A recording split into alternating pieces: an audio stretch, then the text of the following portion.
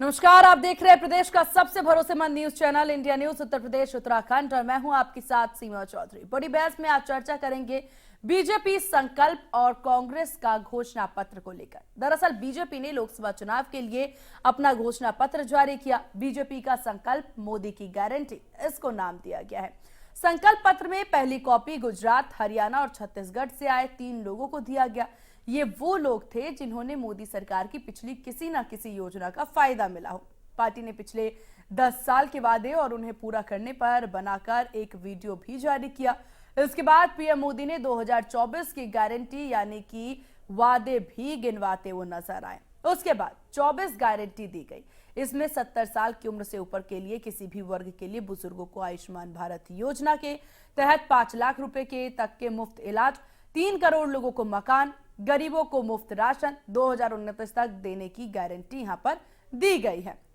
अब देखिए, बात कांग्रेस की करें तो कांग्रेस ने भी बीते दिनों लोकसभा चुनाव के लिए अपना घोषणा पत्र यानी कि न्याय पत्र जारी किया, जिसमें कांग्रेस ने अपना घोषणा पत्र में 10 न्याय और 25 गारंटी देने का ऐलान किया था, जिनमें युवा न्याय, हिस्सेदारी न्याय, नारी न्याय, किसान न्याय, श्रमिक न्याय, संविधान न्याय, आर्थिक न्याय और राज्य न्याय रक्षा जो है उसमें था। पर्यावरण न्याय भी हालांकि इसमें शामिल था। देश की 2 मुख्य पार्टियां होने के नाते दोनों के घोषणा पत्र की तुलना होना काफी स्वाभाविक सी बात होती है। तो आज इसी मुद्दे पर हम करेंगे बड़ी बहस एक खास पैनल के साथ, लेकिन उससे पहले बयान भी जान लेते हैं और तमाम प्रतिक्रियाएं भी सुन लेते हैं। आज बहुत ही शुभ दिन है। देश के कई राज्यों में इस समय नववर्ष का उत्साह है। बंगाल में पोयला वैशाख का आनंद है। असम में बोहाग बिहू के साथ देश बैसाखी का जश्न भी मना रहा है। ओडिशा में पाना संक्रांति हो, केरल में विशु हो या फिर तमिलनाडु में नव वर्ष पुथांडु हो, सबको शुभकामनाओं का दौर चल रहा है। आज नवरात्रि के 6ठे दिन हम सभी मां कात्यायनी की पूजा करते हैं और मां कात्यायनी अपने दोनों भुजाओं में कमल धारण किए हुए हैं।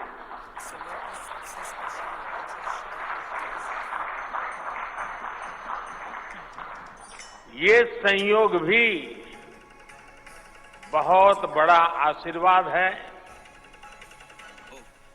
इनके सब के साथ इनसे लगता है कोई गलती होगी।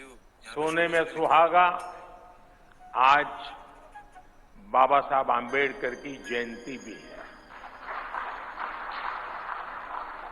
ऐसे पावन समय में आज भाजपा ने विकसित भारत के संकल्प पत्र को देश के सामने रखा है। मैं आप सभी को, सभी देशवासियों को बहुत बहुत बधाई देता हूं। आज विश्व में अनिश्चितता के बादल छाए हुए हैं। युद्ध की स्थिति बनी हुई है। तनावपूर्ण है पूरा विश्व। संकट के ऐसे समय में इन क्षेत्रों में रह रहे भारतीयों की सुरक्षा ये हमारी प्राथमिकता है। और जब दुनिया में इतना प्रकार के भांति भांति प्रकार के तनाव चलते हो, तूफान चलते हो, तब ऐसे समय में भारत में एक मजबूत पूर्ण बहुमत वाली स्थिर सरकार की आवश्यकता अनेक गुना बढ़ जाती है। भाजपा ने गरीब कल्याण की कई योजनाओं के विस्तार का भी संकल्प किया है। मोदी की गारंटी है कि मुफ्त राशन की योजना आने वाले 5 साल तक जारी रहेगी। हम ये सुनिश्चित करेंगे कि गरीब के भोजन की थाली पोषण युक्त हो और उसके मन को संतोष देने वाली हो और एफोर्डेबल ही और सस्ती भी हो, यानी पेट भी भरे, मन भी भरे और जेब भी भरा रहे।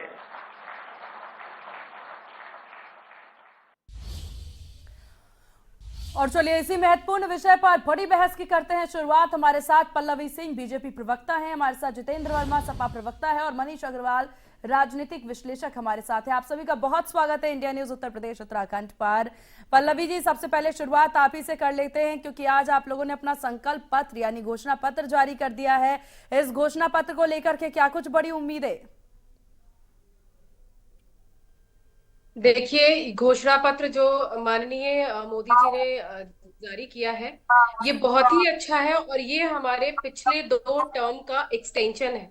इसमें 14 नए संकल्प डाले गए हैं और यह संकल्प पत्र विकसित भारत के जो 4 मजबूत स्तंभ ज्ञान, गरीब, युवा, अन्नदाता और नारी शक्ति, इनको ध्यान में रख के बनाया गया है। इनको सशक्त करता है। तो जो सुविधाएं उनको मिल रही थी वो तो मिल ही रही थी, और आपने देखा होगा कि माननीय मोदी जी ने इसमें ट्रांसजेंडर्स के लिए भी बात की है। साथ में दिव्यांग जन, उनको जो है किस तरीके से घर प्रोवाइड किए जाए जो उनकी सुविधाओं के हिसाब से हो। इसके साथ ही आपने देखा होगा मुद्रा लोन की जो धनराशि थी 10 लाख, उससे बढ़ा के उसको 20 लाख कर दिया गया है। सबसे अच्छी बात कि बुजुर्ग वो किसी भी वर्ग का हो, उच्च वर्ग का हो, मध्यम वर्ग का हो या निम्न वर्ग का हो, सभी को 5 लाख तक की जो औषधि की सुविधाएं हैं वो प्राप्त होंगी किसी भी उसमें कंडीशन में। इसके अलावा उन्होंने बिजली की बात करी, जो बहुत ही अच्छी, आज की सबसे ज्यादा महत्वपूर्ण विषय ये भी है कि सभी अपनी बिजली खुद से बनाए सोलर एनर्जी के रूप में। अभी तक आपने देखा होगा 1 करोड़ लोगों ने ऑलरेडी रजिस्टर कर दिया है उस पे, तो ये भी एक बहुत अच्छी चीज है। साथ ही साथ उन्होंने यूसीसी की बात करी, पूरे देश में 1 नेशन 1 इलेक्शन की बात करी। तो मुझे लगता है कि बहुत ही अच्छा हमारा संकल्प पत्र है। ये देश को समर्पित है। पिछले 2 टर्मों में जिस तरीके से देश ने भारतीय जनता पार्टी को प्यार दिया, उसको देखते हुए जो भी उन्होंने विश्वास जताया है, उसी को एक स्टेप अहेड रख के हमारे माननीय प्रधानमंत्री जी ने ये संकल्प पत्र जारी किया है। चलिए ठीक है, सपा प्रवक्ता भी हमारे साथ है। जितेंद्र जी, यहाँ भाजपा के द्वारा संकल्प पत्र जारी किया गया है, इसके अलावा कांग्रेस ने भी जारी कर दिया। गठबंधन की बात हो रही है, गठबंधन से परे यहाँ पर कांग्रेस के द्वारा अपना संकल्प पत्र जारी कर दिया गया है। आप लोगों की क्या राय इस पर?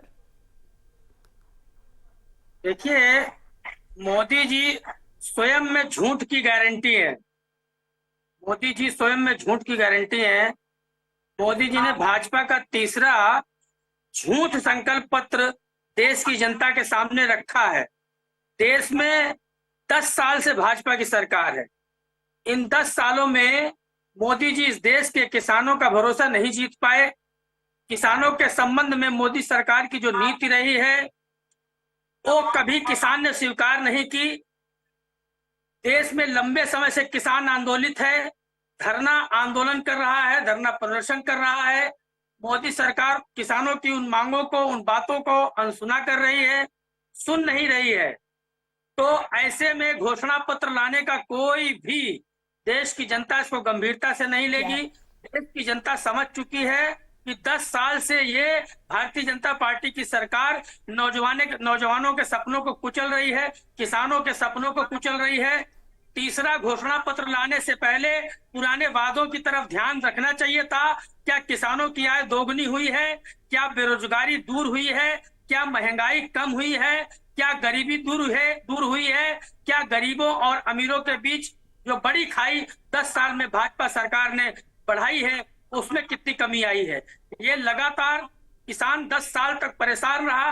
क्या भाजपा सरकार ने एमएसपी का 10 साल पहले वादा किया था किसानों से, वो पूरा हुआ है? उसका इम्प्लीमेंटेशन नहीं हुआ। 700 किसानों की बलि चली गई आंदोलन में। 10 साल में भाजपा की सरकार में जितेंद्र जी, क्या आपको मेरी आवाज मिल पा रही है? जी, आपको मेरी आवाज मिल रही है? ये बीच में मोदी क्यों बोल रहा है? इसकी आवाज क्यों आ रही है डिबेट में? बीच में मोदी की आवाज कहां से आ जा रही है? पहले तो अपने शब्दों पर ज्यादा ध्यान दें। मोदी क्यों बोल रहा है ये लायक बच्चा है, इसी लायक बच्चा है वो। देश की जनता की नहीं नजरों नहीं, आप देश के प्रधानमंत्री को इस तरह से नहीं बोल सकते। अपने शब्दों पर लगाम लगाएं। अरे जो 700 किसानों की बलि ले ले, वो इसी लायक बचता है। अभी जेल भी जाना है देश की सत्ता परिवर्तन के बाद। अभी जेल भी जाना है मोदी शाह को।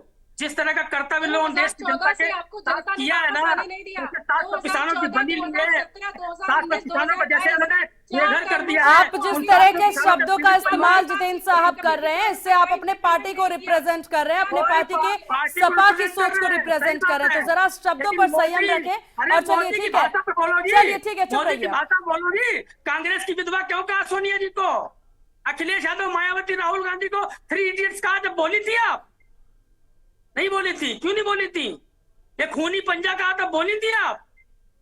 हम नेता नहीं देश के है, प्रधानमंत्री की भाषा देखो। हम दिल्ली के नेता गुंडों नहीं की तरह बोलते है। हैं। हम दूसरे के बयानों पर प्रतिक्रिया नहीं देते हैं। आप हमें मत सिखाइए हमें कब बोलना है कब नहीं बोलना है। नहीं, पीएम के बयान पे नहीं पूछोगी? क्यों नहीं पूछोगी आप? आप डिसाइड नहीं करेंगे हम क्या पूछेंगे क्या नहीं पूछेंगे। इनको म्यूट किया किसी जाए। पार्टी के महिला को, चलिए, चुप किसी रहिए आप। पार्टी की महिला को कांग्रेस की विधवा चुप कहेंगे? रहिए। मनीष अग्रवाल जी हमारे साथ बने हुए राजनीतिक विश्लेषक। मनीष जी, कांग्रेस के द्वारा घोषणा पत्र जारी किया गया है, भाजपा ने भी अपना घोषणा पत्र जारी कर दिया गया है। अब दोनों को लेकर के किस प्रकार से इन दोनों घोषणा पत्रों को देखा जा सकता है? क्या कुछ अहम अंतर? सीमा जी, मैं उसका जिक्र करने से पहले इस बात का विरोध दर्ज कराना चाहूंगा। जैसे कि समाजवादी पार्टी के प्रवक्ता आपको या माननीय प्रधानमंत्री जी को संबोधित कर रहे हैं, इस तरीके से किसी को भी संबोधित नहीं करना चाहिए, क्योंकि आप एक सम्माननीय एंकर हो और वो इस देश के प्रधानमंत्री है, हमारे उनके सबके हैं। अब मैं अरे ये खूनी पंजा बोले थे तब नहीं बोले थे आप? ये कांग्रेस की विधवा बोले थे तब क्यों नहीं बोले थे आप? ये मोदी जी बोले थे तब भी आपको आपत्ति करनी चाहिए थी ना, अगर निष्पक्ष पत्रकार है आप। तो आपको दिया तो है मौका बोलने का, आप थोड़ी डिसाइड करेंगे कौन क्या बोलेगा कौन क्या नहीं बोलेगा। अपनी पार्टी संभल नहीं रही आपसे, अपना जुबान संभल नहीं रहा आपसे, आप सिखाएंगे दूसरों को क्या बोलना चाहिए क्या नहीं बोलना चाहिए। यहाँ एंकरशिप में पक्ष लोगी मोदी का आप, तो उनकी भाषा की निंदा भी करो। अगर मेरी भाषा की निंदा कर रही हो, उनकी भाषा की भी निंदा करो आप। किसी महिला को कांग्रेस की विधवा कह सकते हैं? वो किसी महिला को सुपर्णखा कह सकते हैं? वो सांसद महिला को क्या उनको अधिकार है कहने का? तो आप जाके बात करिए उनसे। नहीं ना, आप निंदा कर दीजिए ना। नहीं, जैसे आप आप जाके मेरे बात शब्दों की करिए निंदा उनसे। कर दी। आप जाके बात जैसे करिए। मेरे शब्दों की निंदा कर रही है, बिल्कुल, वैसे उनके क्योंकि आप शब्दों का इंडिया न्यूज पर, आप इंडिया कोई फायदा मोदी नहीं साहब है। इंडिया आप न्यूज पर आके बात नहीं कर रहे थे। करेंगे जो उन्होंने आप कहा इंडिया था। आप बोल दीजिए ना, हो जाती है। आप बोल दीजिए मोदी के शब्द गलत थे। तो मुलायम सिंह के शब्दों की निंदा करिए ना, उन्होंने कहा था लड़के हैं, गलती हो जाती है। कोई नहीं करेगा मुलायम सिंह के शब्दों की निंदा। ठीक है, हम लोग घोषणा पत्र पर आते हैं। देखिए, ये एक समावेशी घोषणा पत्र है जिसमें ये देखा गया है कि फ्रीबीज ना हो, लोगों को पुरानी योजनाओं का एक्सटेंशन आगे कैसे दिया जाए। 4 करोड़ आवास बन गए हैं, 3 करोड़ आवास बनेंगे। देश का 21वीं सदी का घोषणा पत्र कैसा होना चाहिए, ये इसमें प्रदर्शित हो रहा है। इसमें ईवी की बात हो रही है, सौर ऊर्जा की बात हो रही है। लोगों को फ्री में बिजली नहीं दी जा रही, उनसे कहा जा रहा है कि आप घरों के छत पे सोलर पैनल लगाइए, जो एक्स्ट्रा बिजली जनरेट करिए उसको ईवी व्हीकल्स को चार्ज करने में लगाइए या सरकार को बेच के उससे आय जनरेट करिए। तो मुझे लगता है इस प्रकार के समावेशी घोषणा पत्र जो है 21वीं सदी में आने चाहिए, जिसमें लोगों को रोजगार के साधन भी मिलेंगे, नई नई तकनीकों की जानकारी भी मिलेगी। घोषणा पत्र में 4G, 5G, 6G की बात हो रही है।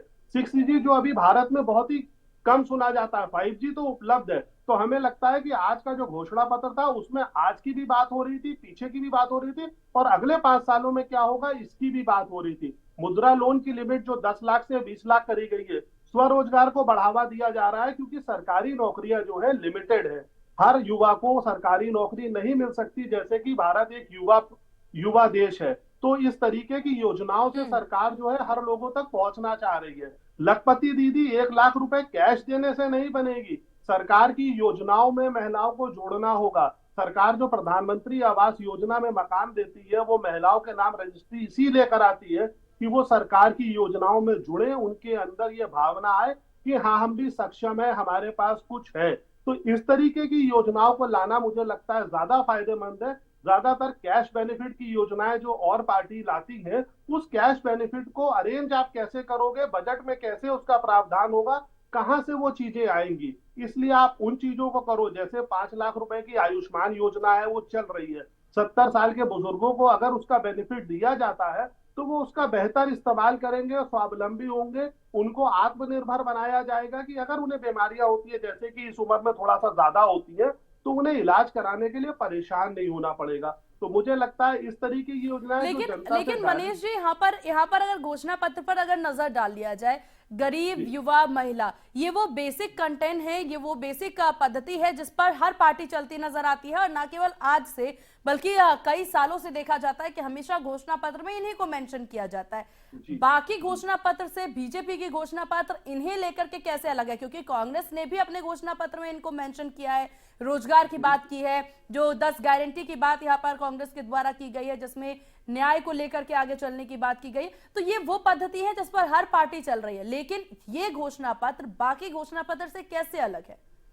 आपने बहुत अच्छा सवाल करा है। मैं इसमें आंसर देना बहस चाहूंगी। होनी चाहिए। आएंगे पल्लवी जी, आपके पास घोषणा पत्र और घोषणा पत्रों से क्यों अच्छा है ये मैं आपको बताता हूँ। बाकी लोगों ने वो घोषणाएं करी हैं जो वो आके करेंगे, और उसके लिए वो कैश कैसे अरेंज करेंगे, रिसोर्सेज कैसे अरेंज करेंगे, इसका उसमें कोई रोड मैप नहीं है। आप कह रहे हो हर महिला को 1 लाख रुपए दोगे, कितनी महिलाएं हैं भारत में, आधी आबादी कहा जाता है, कैसे आप वो रेवेन्यू अरेंज करोगे जो आप उन तक पहुंचा पाओ। इसीलिए भाजपा ने कोई भी फ्रीबी घोषणा करने से परहेज करा है। उन्होंने अपनी योजनाओं की एक्सटेंशन दी है कि प्रधानमंत्री आवास योजना हम 4 करोड़ दे चुके हैं, 3 करोड़ और देंगे। तो लोगों के अंदर ये गारंटी है, ये विश्वास आ रहा है कि जब 4 करोड़ लोगों को मिला है तो आगे 3 करोड़ लोगों को मिलेगा। अगर आप ये कहते हो हम आपको 300 यूनिट फ्री बिजली देंगे, तो पावर कॉर्पोरेशन कैसे चलेंगे, कहां से उनके पास बिजली आएगी? तो सरकार ने कहा है आप अपने छत पे सोलर पैनल लगाइए, उसमें हम आपको सब्सिडी देंगे, आप अपनी ऊर्जा जनरेट करिए और खुद इस्तेमाल करिए। तो इससे लोगों को ये लगता है कि हाँ ये चीजें हम तक पहुंच जाएंगी। आयुष्मान योजना से लोगों का इलाज हो रहा है, अब उसमें एक कैटेगरी क्रिएट करके विशेष लाभ दिया गया है, उतनी चीजें पॉसिबल है। लेकिन अगर आपको हम पूरे देश का फ्री में इलाज कर देंगे तो वो चीजें पॉसिबल नहीं है। इसीलिए जब और पार्टियां इन घोषणा पत्रों को लाती हैं तो वो उसके संग रोड मैप भी लाना चाहिए कि हमने पीछे क्या करा था, आगे कैसे करेंगे। क्या जिन राज्यों में उनकी सरकार है आएंगे जितेंद्र जी, आपके पास आएंगे, वहां पे ये चीजें इंप्लीमेंट हो रही हैं, नहीं हो पा रही है। आप देखिए हिमाचल प्रदेश की सरकार की आर्थिक व्यवस्था क्या है, कर्नाटका में जो वादे करे गए थे उनकी आर्थिक व्यवस्था क्या है, कैसे वो पूरी होगी। तो जब तक आप आर्थिक व्यवस्था का रोड मैप नहीं दोगे तब तक लोगों को ये छलावा लगता है। इसीलिए ये मोदी की गारंटी, गारंटी पे गारंटी। आप देखिए सरकार ने उज्ज्वला योजना से बहुत सारे सिलेंडर दिए, आज सरकार जब उसके सैचुरेशन में पहुंची है तो आज प्रधानमंत्री जी ने कहा है बैटरी पीएनजी देंगे, पाइपलाइन से गैस देंगे, क्योंकि वो 30% सस्ती है सिलेंडर से। तो अब ये आगे की योजना है, गैस तो वही रहेगी लेकिन लोगों तक भी सस्ती पहुंचेगी और सरकार को भी पहुंचाने में आसानी होगी। तो आप अपनी योजनाओं का एक्सटेंशन दोगे, आप अपनी पुरानी बातों को प्रूव करते हुए नई बातें करोगे तो जनता उस पर ज्यादा विश्वास करेगी। आप देखिए 2019 में राहुल गांधी जी ने, कांग्रेस ने कहा था हम 72,000 रुपए हर किसान को देंगे, लेकिन आज किसान 500 रुपए महीना 6,000 लेके 5 साल। चलिए ठीक है मनीष जी, ठीक है। एक प्रतिक्रिया पल्लवी जी से, फिर जितेंद्र जी आपके पास आते हैं। जी देखिए, मैं मनीष जी से बिल्कुल अग्री कर रही हूँ कि फ्री भी कुछ नहीं दिया गया है, सारी चीजों को एक तो एक्सटेंशन दिया गया है, साथ ही में उनको ऐसा सुझाव दिया गया है, जैसे इलेक्ट्रिसिटी का ही देख लीजिए। सुझाव ये है कि यदि आपके पास इलेक्ट्रिक वाहन भी है तो आप उसको खुद ही रिचार्ज कर सकते हैं, आपका जो पेट्रोल इन सब पे आपके खर्चे बचेंगे। एक तो खर्चे बचाने की बात हुई है, दूसरा आपके पास एक्स्ट्रा बिजली बच रही है उसको आप बचा के कमा सकते हैं। लखपति दीदी और उस योजना को भी एक्सटेंशन दिया गया है। साथ में आपने देखा होगा कि आवास की बात की गई है, लेकिन दिव्यांग जनों के लिए स्पेशल बात की गई है कि वो जो घर होगा वो भी इस तरीके से डिजाइन होगा कि उनके लिए कंफर्टेबल हो, कंफर्टेबल आवास मिले जो दिव्यांग जन है। ट्रांसजेंडर की बात करी गई है जो अभी तक किसी ने नहीं की, तो इस तरीके से मेन 4 स्तंभ है, लेकिन उन 4 स्तंभ में भी डिवाइड करके ऐसी बात करी गई है कि सबको कुछ कुछ लाभ मिले, और युवा के लिए भी। और हाँ, पेपर लीक के मामले में एक स्ट्रॉन्ग कानून बनाने की बात की गई है, जिससे आगे चल के जिसकी सबसे जो ज्यादा है- जरूरत हालांकि इस वक्त पल्लवी जी है। पेपर लीक का मामला लगातार सामने आ ही रहा है। जी, जी जी, जितेंद्र जी। जी अपनी बात रखें और सबसे एक नजर इस पर भी डाले जितेंद्र साहब आप कि वन नेशन वन इलेक्शन की बात अपने घोषणा पत्र में कही गई है। पीएम मोदी ने अपने संबोधन में कहा कि वन नेशन वन इलेक्शन की पद्धति भी लाएंगे, यूसीसी एक लागू चीज और करने की बोलना बात भी की चाहूंगी, गई है। एक चीज और बोलना चाहूंगी। आपने देखा होगा इंडी अलायंस ने मोदी जी ने लास्ट इलेक्शन में मोदी जी का ये विधायी चुनाव है। अब भाई इनका बीच में ना बोले, बीच में ना बोले, हमारे ऊपर है। चलिए ठीक है देखिए- पल्लवी जी, जितेंद्र साहब को बोलने दीजिए जी। मोदी जी का विधायी चुनाव है। अब ये कोई घोषणा सब कोरी गप है। भारतीय जनता पार्टी का झूठ का ये संकल्प है ना। और 100 स्मार्ट सिटी बनाने का वादा था, ये पुराना घोषणा पत्र का वादा था। 100 स्मार्ट सिटी के अलावा बुलेट ट्रेन चलाने का वादा था। तीसरे घोषणा पत्र में भी वही वादा है। यानी 10 साल में वो वादा इन्होंने पूरा नहीं किया, फिर वही वादा तीसरे घोषणा पत्र में कर दिया। 100 दिन में महंगाई कम करने की बात आई थी, लेकिन डीजल, पेट्रोल, गैस, दैनिक उपयोग की चीजें और खाने की चीजें कितनी महंगी हो गई पूरा देश देख रहा था। पिछले घोषणा पत्र में 2 करोड़ नौकरी रोजगार देने का प्रतिवर्ष वादा था, तो 10 साल में 20 करोड़ होना चाहिए था। तो नौजवान तो दर दर भटक रहा है नौकरी और रोजगार के लिए। तो ये पूरा देश जितेंद्र जी सपा की क्या तैयारी है? सपा की पूरी तैयारी है। समाजवादी पार्टी की तरफ से जनता चुनाव लड़ रही है। ये चुनाव जनता वर्सेस मोदी है, जनता वर्सेस भाजपा सरकार है। क्योंकि इन्होंने 10 साल में काम तो कुछ किया नहीं, बेरोजगारी दूर कर नहीं पाए, महंगाई दूर कर नहीं पाए, लगातार अमीर और गरीब के बीच की खाई बढ़ती चली गई। नफरत फैलाने के अलावा इन्होंने दूसरा कोई काम नहीं किया। डेवलपमेंट से जुड़ा कोई काम नहीं। समाजवादी पार्टी की सरकार थी तो ज्यादा से ज्यादा हम लोगों ने काम किया। हमने मेट्रो भी चलाई, हमने एक्सप्रेसवे भी बनाया, हमने लैपटॉप भी दिए, हमने कन्या विद्याधन भी दिया, हमने लखनऊ में लोक भवन भी बनवाया। तो दूसरी तरफ हमने हर प्रदेश में ट्रॉमा सेंटर भी बनवाए, हर जिले में कृषि बाजार बनवाया, हर जिले में जीजीआईसी इंटर कॉलेज बनवाया, हर जिले में कृषि महाविद्यालय बनवाया। 100 नंबर हमारी देन, 10-90 हमारी देन है। एम्बुलेंस 108, 102 सब हमारी देन है। जनता हमको इसी विकास के वादे पर भारतीय इस जनता चुनाव पार्टी में को आप लोग 80 उम्मीदवार इतनी मुश्किल से उतार पाए हैं। मोदी जी के तो लोग टिकट ही लेके वापस कर दे रहे हैं, चुनाव लड़ने से इंकार कर दे रहे हैं। हमारे डिस्कशन होके जहां पर आवश्यक होता है वहां पर टिकट बदला गया है, लेकिन इनके यहाँ तो स्थिति ये है कि लोग टिकट दे लेकिन रहे हैं। 4 उम्मीदवार नामांकन करने पहुंच गए थे। मैडम अभी आप ही का नाम न घोषित कर दें, ये बिना पूछे घोषित कर देते हैं और फिर वो आदमी कहता साहब हमने तो टिकट ही नहीं मांगा था, आप ये टिकट हमें क्यों दे दिए, हम तो लड़ेंगे ही नहीं आपके चुनाव निशान पर। तो अच्छा। इनके 20 साथी ऐसे हैं भाजपा के जो इनका टिकट ही वापस कर चुके हैं, चुनाव लड़ने कौन सी कर जगह चुके से? हैं। ये सूची में कौन सी जगह से गुजरात जितेंद्र जी? गुजरात से वापस किया। एक कैंडिडेट ने इनके पवन सिंह जो एक्टर हैं पूर्वांचल के, उन्होंने वापस किया टिकट। इन्होंने बगैर पूछे उनको टिकट दे दिया, उन्होंने टिकट वापस कर दिया। और भी कई साथी हैं, आपके नितिन पटेल है वहां के गुजरात के, उन्होंने लड़ने से मना कर दिया। ये नाम घोषित किए बैठे थे। तो तमाम नाम है, भाजपा से लोग चुनाव ही लड़ना चाहते हैं। ये 400 पार 370 का अच्छा जितेंद्र जी, जो कांग्रेस के द्वारा घोषणा पत्र घोषित किया गया है, हालांकि उसे न्याय पत्र का नाम दिया जा रहा है, क्या सपा भी उसी पत्र को लेकर आगे बढ़ेगी या सपा के द्वारा अपना भी कोई रणनीति? ये जो कांग्रेस का घोषणा पत्र है वो देखिए, दोनों ही दल इंडिया गठबंधन में जितनी पार्टियां सब सोशलिस्ट विचारधारा और सभी ने अपने अपने हिसाब से जनहित के लिए घोषणाएं की हैं। केंद्र में सरकार बनेगी, सारी योजनाओं को बैठकर पूरा ड्राफ्टिंग होगी, एक एक घोषणा पत्र के वादे को लागू किया जाएगा। मैडम हम लोग झूठ नहीं बोलते। नहीं, मेरा सवाल जितेंद्र जी आपसे ये है कि क्या जो कांग्रेस के द्वारा घोषणा पत्र जारी किया गया है, सपा और अन्य दल भी इसी घोषणा पत्र को लेकर आगे बढ़ेगी या आप लोगों की अपनी कोई रणनीति है? मैम हमने भी तो घोषणा पत्र जारी किया है। समाजवादी पार्टी के केजी से पीजी तक मुफ्त शिक्षा देगी, 5,000 रुपया किसानों को देगी, 3,000 महिलाओं को देगी, और तुम बिजली मुफ्त देंगे हम। और अलग अलग घोषणा पत्र को लेकर के बाद में जब अगर आप जीत जाते हैं तो उन अलग अलग घोषणा पत्र को कैसे पूरा करेंगे आप लोग? क्या रणनीति है आगे की आप लोगों की? जब कॉमन मिनिमम प्रोग्राम बनता है मैडम, एक विचारधारा बैठकर एक साथ एक प्लेटफॉर्म पर काम करते हैं। अभी तक लोग कह रहे थे गठबंधन नहीं होगा, गठबंधन नहीं होगा। अब एक आध जगह छोड़ के पूरे देश में इनके खिलाफ गठबंधन हो गया। तो ये हमारी चिंता है, जब हम जनता से वादा करते हैं तो वही वादा करते हैं जिसको हम पूरा करने का दम रखते हैं। हम झूठा वादा नहीं करते। हम 100 स्मार्ट सिटी बनाएंगे, 100 स्मार्ट सिटी नहीं बना पाएंगे हम, मोदी जी भी नहीं बना पाए। लेकिन अभी तिबारा घोषणा पत्र में वादा फिर कर दिए कि स्मार्ट सिटी बनाएंगे। अरे मैडम 10 साल कम होता है, बताइए आप।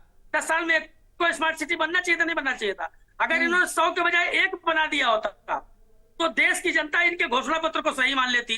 अब देश की जनता इनके घोषणा पत्र को बिल्कुल भी गंभीरता से नहीं लेगी। 100 स्मार्ट सिटी में 1 भी स्मार्ट सिटी ने बनाया होता। अगर बनारस को उन्होंने काशी को क्योटो बना दिया होता तब भी हम मान लेते कि चलो स्मार्ट सिटी एक मोदी जी ने बना दिया है, तो आगे 99 स्मार्ट सिटी बनने का कुछ चांस बचा है। एक को बुलेट ट्रेन चलाए होते। भाई पल्लवी जी, क्यों किया है भाजपा ने इस तरीके से? जितेंद्र जी काफी खफा है आप लोगों से। जितेंद्र जी नहीं, देश की जनता खफा है मैडम। हम तो खफा तब होंगे जब जनता खफा होगी। जनता खुश होगी तो हम खुश हो जाएंगे।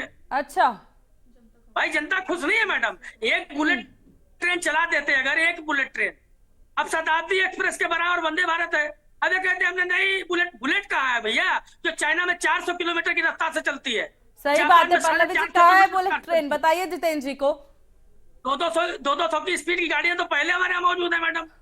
एक बुलेट चलाते हैं हम, इनके घोषणा वंदे पत्र को भारत सही आपको मान लेते पसंद हैं। आया वैसे जितेंद्र जी? वंदे भारत है? पसंद आया आपको? मैडम शताब्दी एक्सप्रेस भी तो पसंद है। पसंद है आपको? वही तो है ना। चलिए पल्लवी जी, जल्दी अपनी बात भारत पूरी में करें, समय अरे खत्म हो रहा शताब्दी है। एक्सप्रेस में वंदे चलिए भारत नहीं किया ठीक है, मैडम ठीक है, इन्होंने। चलिए आप शांत रहिए। जी पल्लवी जी। देखिए क्या क्या बातें कर रहे हैं। जनता ने इनको बता दिया। 2014 के बाद से सत्ता में नहीं आ पाए, 17 और 22 में नहीं आ पाए। इतने ज्यादा अगर झूठे वादे किए होते तो जनता दोबारा चुन के ना ही भेजती। जनता ने देखा कि काम कौन कर रहा है। घोषणा पत्र ये हमेशा निकालते रहे। किसानों के कितने ये सुख दुख के साथी ये सब पता चलता था। समय से गन्ना किसानों का भुगतान तक नहीं होता था। चलिए ठीक है, ये बहस जारी रहेगी। समय की थोड़ी सी कमी है। आप लोगों का बहुत शुक्रिया इंडिया न्यूज उत्तर प्रदेश उत्तराखंड को अपना कीमती वक्त देने के लिए। तो सपा हो, भाजपा हो या कांग्रेस हो, हर दल अपने अपने दावे, अपने अपने वादे करते नजर आ रहे हैं, लेकिन जनता किसके वादे पर भरोसा करती है ये देखने वाली बात होगी। हालांकि आज की डिबेट में आपने देखा कि सपा की बौखलाहट किस प्रकार से सामने भी आ रही थी। फिलहाल बड़ी बहस में बस इतना ही। बने रहिए इंडिया न्यूज के साथ। नमस्कार।